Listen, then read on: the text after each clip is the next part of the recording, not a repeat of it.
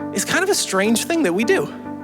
The idea that we allow an ancient book, really a library of books, a collection of writings, to be authoritative over our lives, that have been written over the last few thousand years, that seems, at the very least, kind of strange.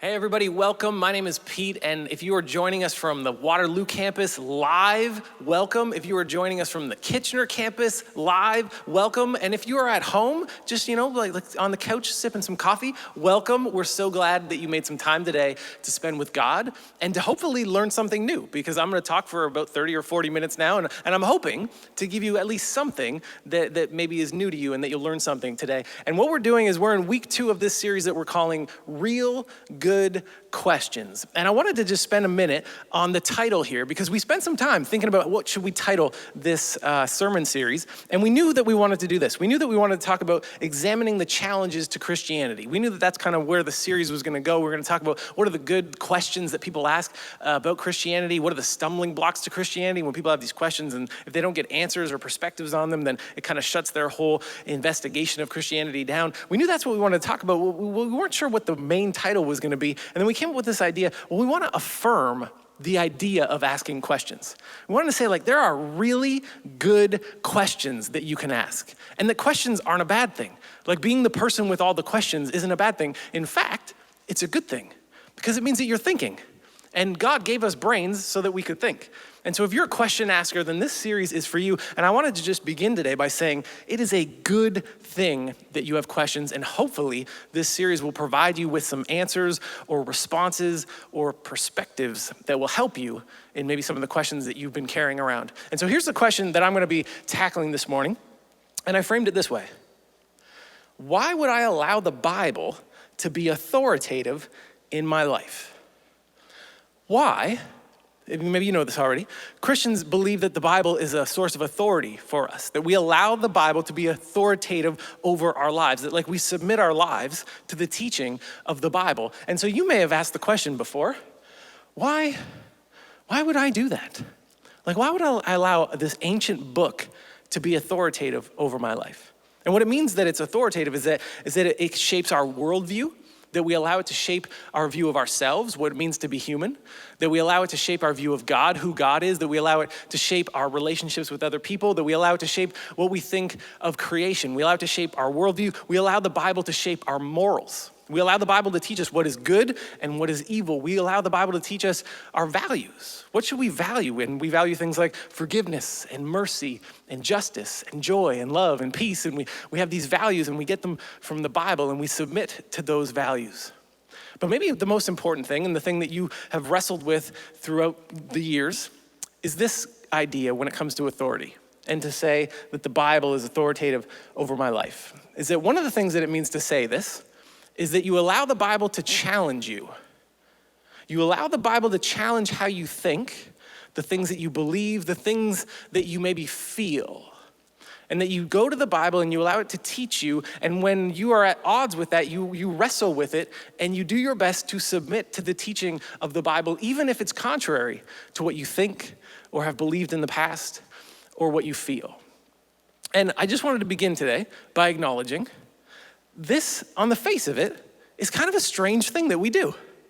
The idea that we allow an ancient book, really a library of books, a collection of writings, to be authoritative over our lives, that have been written over the last few thousand years, that seems, at the very least, kind of strange. It's a little bit strange. Like if you were walking on the street and somebody said, hey buddy, hey, come here, I got something good for you. And they pulled out a book and they said, you should allow this book to be authoritative over your life. You should do what it says. And you should let it challenge you. You should let it shape how you see the world. You should let it give you your morals, what's good and bad. You should do that. You'd be like, this is kind of strange. Like, it's a strange thing to have a book that we say is authoritative. And yet, we all, in different ways, have to defer to something as authoritative in our lives. We're all deferring to something as authoritative. Let me give you an example. Like when it comes to science, like, how much do you really know? Like, maybe you're a scientist. This illustration is not for you. But how much do most of us really know when it comes to science? I don't know. Like, I haven't looked in many microscopes. And I'm not really great at math or anything.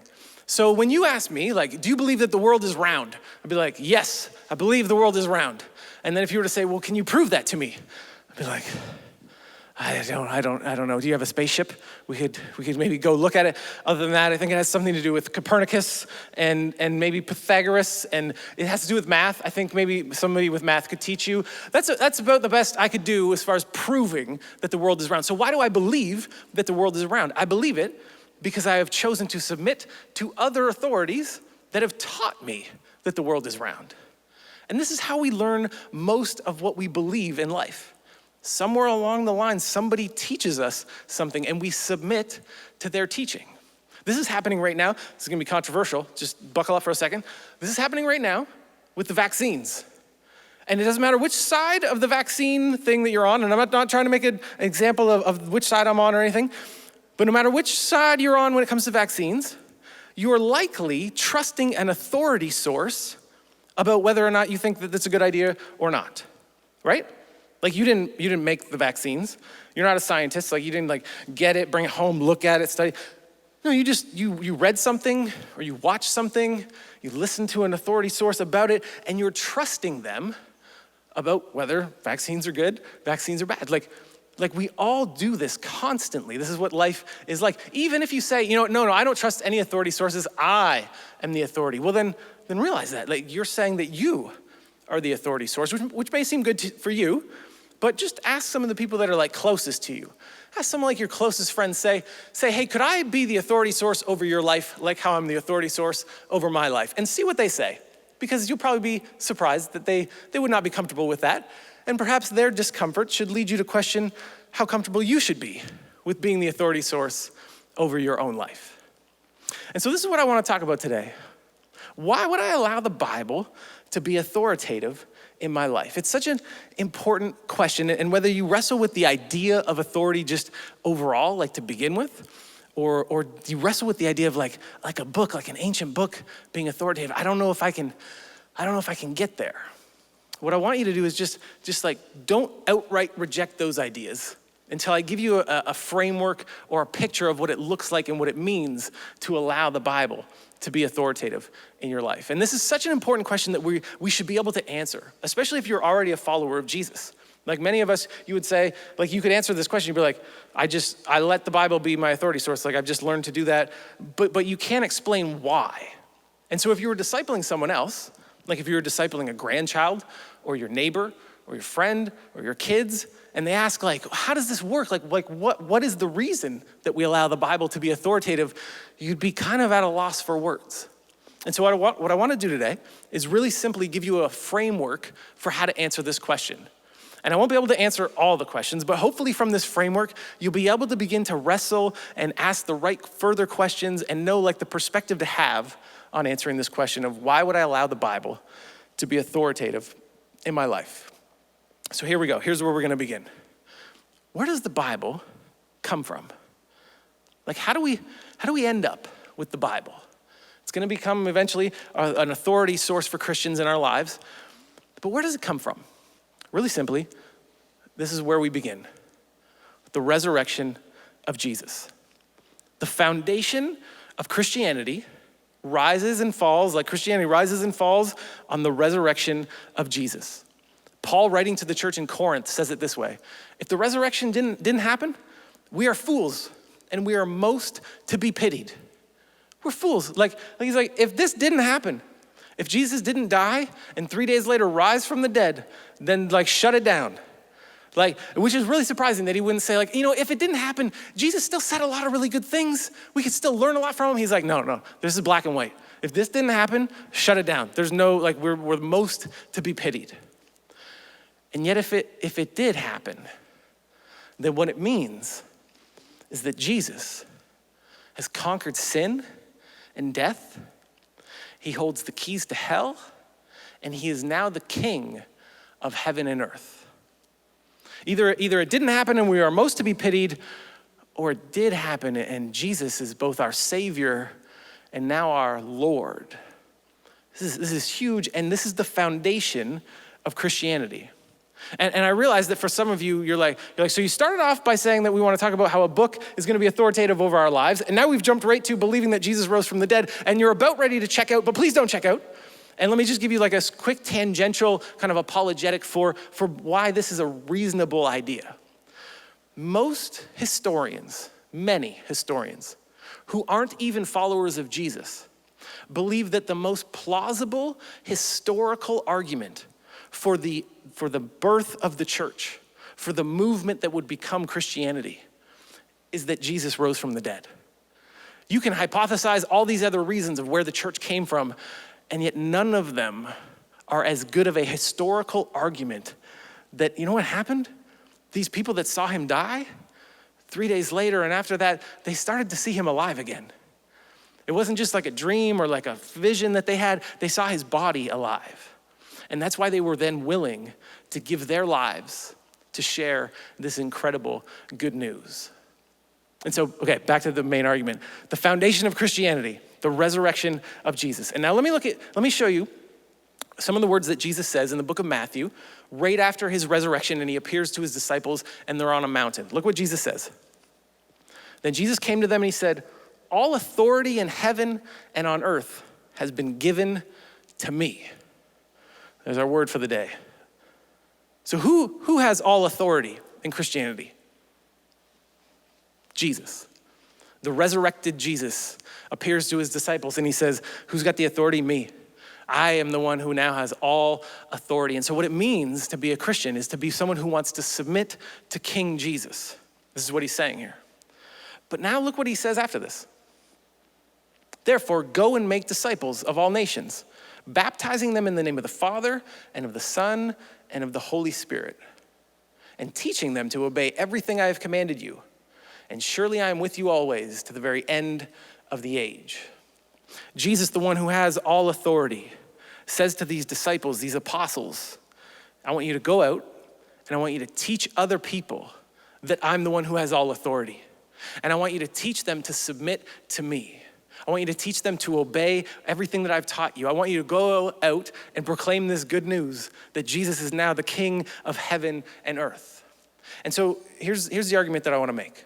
The foundation of Christianity is the resurrection of Jesus. Jesus, in this moment, he says, I have all authority. And then he gives this authority to the apostles. And he says, I want you guys to go out and point people to my resurrection, point them to my authority. And what do the apostles do? They create churches. They create groups of people who believe this. And over time, these churches produce writings, they produce gospels, they produce letters, they produce epistles that eventually become the Bible. And over time, as these churches interact with these letters, they slowly realize these aren't just letters, and these aren't just biographies. There's something like spirit charged about these works. And as we engage with them, it's like they're alive. And you know what it's like? It's like as we engage with these, that we're experiencing the power and the presence of the resurrected Jesus. It's like we're experiencing his authority when we read these works. So this is the really simple framework that I want to give you. That when you think about where does the Bible come from, when you think about why would I allow the Bible to be authoritative in my life, I want you to think, okay, it begins with the resurrection of Jesus. He sends out the apostles, they build the church, and the church gives us the Bible. So here's a few things that this means. The Bible didn't fall from the sky. Just in case like you heard that like on The Simpsons or something, like that's not what we're talking about. The Bible didn't like come out of the sky already written for us, okay? It's written for us by the churches, by people that are following Jesus, who have submitted their lives to Jesus. Christianity didn't begin with the Bible. It begins with the resurrection of Jesus. Very important. As you wrestle with this, you'll realize how important this point is. The Bible doesn't point to itself. It points to Jesus. The purpose of the Bible isn't to make you believe in the Bible. The purpose of the Bible is to eventually get you to submit to King Jesus and give your life to him. And so here's a few ways that I would say this. That the Bible is how Jesus' authority over me is communicated to me. So what this means is that as you're reading the Bible as someone who maybe wants to follow Jesus, this is what you should have in your mind. What am I doing? Why am I reading the Bible? Why do I do this? Like, other than like the pastor told me to do it or my Sunday school teacher told me to do it. Why am I doing this? I'm doing this because I want to give my life to Jesus. I want him to be the authority over me because I trust that he loves me, because he died for me, because he died for my sins. I trust that he loves me more than I could ever even love myself. And so because I trust him so much, I want him to be the authority over me. And the Bible is the way that his authority is communicated to me. And maybe this also extends to how you might share the gospel or share Jesus with other people. That you wouldn't begin with the Bible. Hey, let me tell you what you got to believe about the Bible, but that you would begin with the story of Jesus. And you would begin with like wooing people to fall in love with this story of Jesus. And as they get to the place where they say, you know what, I might be interested in letting Jesus be the authority over me. Then you say, well, let me show you the way that he does that, the way that he wants to primarily communicate that to you. And then you'd introduce them to the Bible. One last way, so how maybe it would officially answer this question for part one of this sermon. Why would I allow the Bible to be authoritative in my life? Because I want Jesus to have authority over my life. And I believe the Bible is the primary way that he desires to communicate to me. So that's the simple framework, that's the simple answer that I want to give to this question, but I know that it raises a whole bunch of other questions. And I want to look at 5 of those kind of quickly here, but 5 questions that I think that maybe spring off of this if you were willing to accept this thesis here. First question that you might ask is, well, how do I get to the place where I want Jesus to be authoritative over my life? Like how do I get to that place? And this is my simple answer. Keep doing what you're doing. And what I mean by that is that you're watching a sermon right now and you're like almost 20 minutes in. Like you're seeking after Jesus already. And what I would say is just keep seeking him. And eventually as you seek him, you're gonna realize that he's been seeking you. And eventually as you seek him and you realize he's seeking you, he's gonna become real to you. And his love is gonna become real to you. And as you hang out with other Christians and you engage in the church, and maybe as you watch dramas about Jesus and as you read the Bible and as you look at creation, you're gonna realize just how wonderful God is, and you're gonna want him to be the authority over your life. So just keep going, keep seeking, and you're gonna find that Jesus has been seeking you. Second question, this is maybe one of the bigger ones. How can I trust that what we have is accurate? So, okay, let's say you're following with me. You're like, okay, I believe, or at least go with the resurrection is there's a logical, rational argument around that. I want Jesus to be authoritative over my life. But how do I know that these books that have been like translated and they've been brought to us over thousands of years, how do I know that they're actually what the original authors wanted to get to us? Like, is there a logical reason to believe that's how this has worked? And maybe you've played the game telephone before, you know, where you like get a bunch of people and you line them up and you like whisper one thing in one person's ear and then they have to like telephone down the same message. And by the time it gets to the other end, it's a completely different message. Maybe if you're a university student, you've had a prof who's actually done this and then has said, see, this is why we don't believe in the Bible. Because like we can't trust that what we have is accurate. Well, if that's the case, there is so much to be shown for why the Bible is accurate. But what I want to give you is a 4-minute video here that will unpack just some of the big ideas around why we believe that the Bible has been translated and transmitted to us, that the transmission of the Bible is accurate. So check out this video. It's about 4 minutes long.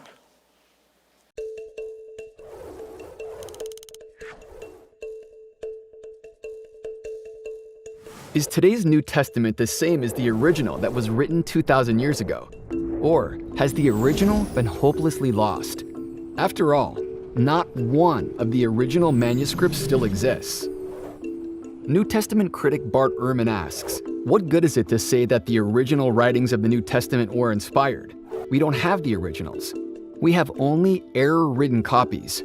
and the vast majority of these are centuries removed from the originals and different from them, evidently in thousands of ways.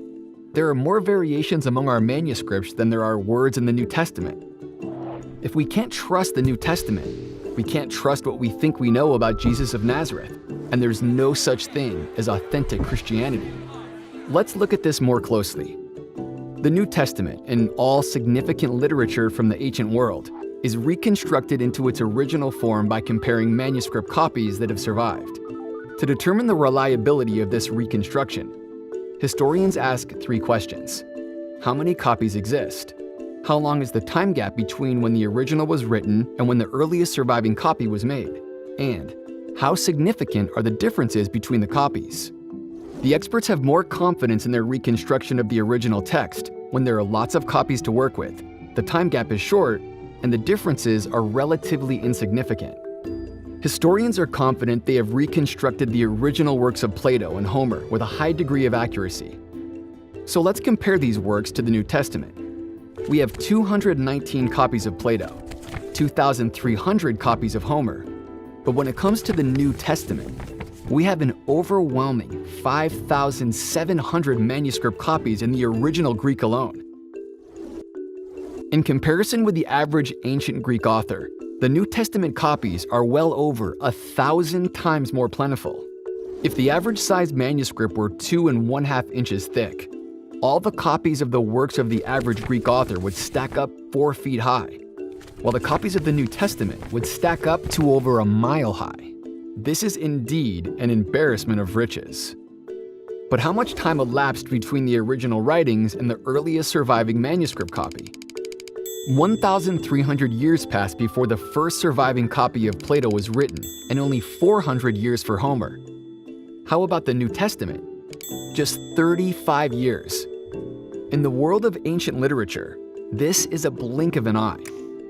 The wealth of material that is available for determining the wording of the original New Testament is absolutely stunning. But these manuscripts are not identical. In fact, they contain roughly 400,000 differences. The obvious question then is, how significant are these variations? Most of them are simply variations in spelling, which are easy to sort out. Then we find minor differences, such as the use of synonyms or a definite article with a proper name. These have no effect on translation. There are also errors that scholars have determined were not in the original text. That means that less than 1% of all the variants have any real significance at all for the meaning of the original text. And none of these, not one, affects a single core doctrine of the Christian faith. Furthermore, in their various writings, early church leaders quoted the New Testament over 1 million times. So extensive are these citations that if all the other sources for our knowledge of the text of the New Testament were destroyed, they would be sufficient alone for the reconstruction of practically the entire New Testament.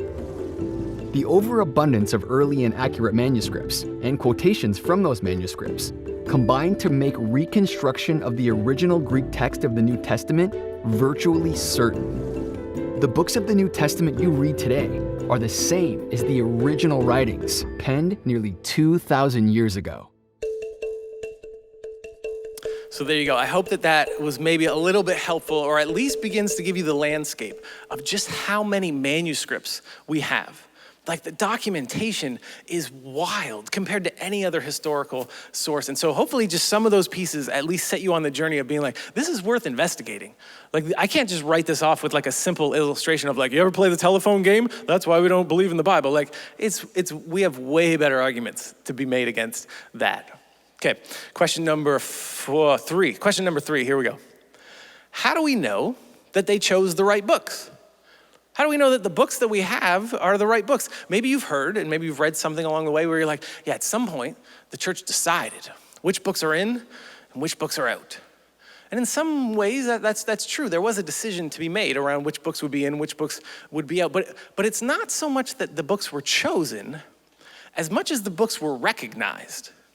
Here's what I mean by that. Imagine, this is where the framework is so helpful. Realize, resurrection of Jesus, the apostles are sent out, churches were formed, writings begin to circulate and are gathered. So before writings begin to circulate and are gathered up in your community, you already know what you believe. Like there was a oral tradition already alive in your community. Because maybe somebody like Paul came to your community and he taught you the Jesus story and everyone there believed. And maybe Paul performed miracles to kind of like verify like this is real true, really true. And there's real power connected to this message. And so that happened in your community and suddenly people were healed and people spoke in tongues and you formed this new community and this is amazing. And you know what the core truths of this movement that you're a part of are. And so as writings emerge, you know which ones echo what you first heard from Paul and you know which ones are off. And this is a better way to look at how the church chose the books, that they didn't choose them, that they recognized the books that were already authoritative amongst the communities. Another argument to this is that if somehow, and this argument sometimes gets played, if somehow the empire at the time wanted to like hijack Christianity for its own purposes, if that's the case, if that's what's happened and then they influenced the choosing of the books of the Bible, well then I would suggest that they chose the wrong books because available to them was another type of gospel, a type of gospel that didn't have a resurrected bodily Jesus, but had this more of a spiritual resurrection. And if you were the leader of an empire, that would be the one that you would pick. Because people who just are concerned with, I'm really concerned with where I go when I die, those people aren't a threat to the empire. That's the one that you would pick. You wouldn't pick the one where King Jesus is alive, he is ruling and reigning right now, because that King Jesus creates revolution amongst people. That King Jesus spurs his people on to work for justice in the world, something that often empires and emperors aren't so thrilled about. So how do we know that they chose the right books? They didn't choose the right books. They recognized the books that were already authoritative in the community. Question number 4 that you might be asking, why do we include the Old Testament? I mean, it's old after all, right? And you might notice that the first argument that I made is really based off of the New Testament. But let me give you a really simple argument, and there's many to be made around why the Old Testament is so valuable. But the simplest answer is because Jesus referenced the Old Testament. Let me just give you a quick breakdown here. The Old Testament has 39 books. Jesus quotes 24 of them. Other New Testament writers quote 10 of them, which leaves only 5 of them that aren't quoted. It's the most simple answer. Why would we still hold the Old Testament as authoritative? Because the resurrected Jesus, who is the foundation of Christianity, quotes the Old Testament 24 times. And the guys that he sends out in their writings, they quote another 10 books, which leaves us with just a small handful of books that don't get quoted. Another story that leans us towards why the Old Testament is so important is the story that we find in Luke chapter 24. Which is a story where Jesus comes up to some of his disciples, and they're on their way back to their village called Emmaus. And he's been resurrected, but they don't realize it yet, and they don't even realize who they're walking with. But eventually he reveals to them, it says that he reveals to them in the scriptures everything that it said about him. It says that he went back to the prophets and to Moses, the books of Moses, and he showed them how they all pointed to the suffering servant king, to Jesus being the Messiah. So in this story, in Luke chapter 24, it's basically Jesus affirming, like the whole Old Testament, it was all supposed to point you to me. And in this story, he's basically saying like, and you guys missed it, even though the whole thing was pointing to me. But in this story, it's an affirmation that the Old Testament is still so valuable because it points us to Jesus. And I would argue this even, that you really can't understand Jesus outside of the context of Judaism. And the best place that we get a picture of what that looked like is from the Old Testament. Okay, last question here, and this maybe is your question. This is maybe like just wake up if you're like, oh man, he's talking a lot today. We need more stories, jokes. Sorry, but just stick with me. This is the last piece. Maybe this has been your question that you're hoping that I would ask. Who wrote the Bible? And how do we talk about who wrote it? How do we talk about it? Who wrote it? Because on one hand, it seems kind of undeniable that humans wrote the Bible. Let me give you some examples. Like the first place where the writing of the Bible is talked about in the Bible, because this happens all throughout the Bible, you find that you get stories about people writing the Bible in the Bible, if that makes sense. Let me give you an example. The first place that this happens is Exodus chapter 17. It's right after a battle. It's the one where Moses has to have his hands held up high and Joshua's down in the valley, he's fighting. And afterwards, it's like God wants Joshua to know what happened on the mountain because Joshua wasn't on the mountain. And so he tells Moses this. The Lord said to Moses, write this on a scroll as something to be remembered. Write this on a scroll as something to be, so very, very simple. Like who wrote that part of the Bible? Moses did. God told him to write it. Moses wrote it so they'd be remembered. Let me give you another example. At the beginning of Luke. So Luke says this at the beginning of his gospel, which is like his biography about Jesus' life. Many have undertaken to draw up an account of the things that have been fulfilled among us, just as they were handed down to us by those who from the first were eyewitnesses and servants of the word. With this in mind, since I myself have carefully investigated everything from the beginning, I too decided to write an orderly account for you, most excellent Theophilus, so that you may know the certainty of the things that you have been taught. What does Luke say at the very, like he's not hiding it. It's not like a secret who wrote the book of Luke. He tells us, I wrote it, I investigated everything, then I decided to write it down as an orderly account for you. Moses is writing in Exodus. Luke tells us that he's the one that wrote the book of Luke. Then we get the three gospels, Matthew, Mark, and Luke. I put them in this order for this reason, that Mark is the first gospel that gets written. And then just by a really simple reading, if you were to read the three of them, you would realize, hey, these two guys borrowed a whole bunch of ideas from Mark. They literally like directly quote like huge percentages of the book of Mark. And yet when they do this, they also put in new details and they take out certain details and they rearrange the stories. And this isn't a secret. Nobody's like, oh, have you ever read these and realized that they changed the order? Yeah, they make decisions as humans about how best to convey to us or their original audience that Jesus is now the King of heaven and earth, that Jesus was the long-awaited for Messiah. And you can see this just by reading it on the face of these. And then one last example, the book of Romans. The book of Romans begins by saying, I, Paul, so at the beginning you'd be like, oh, Paul's writing this. Paul wrote this letter. But then at the end of Romans, you get this. Timothy, my coworker, sends his greetings to you, as do Lucius, Jason, and Sosipater, my fellow Jews. So you get this sense of like, okay, so Paul is with this like traveling band of guys. They're all traveling around. And then look at this next verse. I, Tertius, who wrote down this letter, greet you in the Lord. So who wrote Romans? Well, who physically wrote it? Tertius. And it says it in Romans, like it's not a secret. So on the face of it, who wrote the Bible? And how do we talk about who wrote the Bible? Well, on one hand, humans wrote the Bible. I mean, it says in the Bible, the humans wrote the Bible. And yet on the other hand, as people have read the Bible, and not just like speed read, but like sat with it and meditated on it, and like ate the words, and like chewed on them, they have time and time again said, yeah, humans may have wrote it, but there's something else going on here. Like it's not just Mark's words. These aren't just Luke's words. There's something else that's going on in these words. They're authoritative. As you meditate on them, you realize like there's more here than just stories and letters written by humans.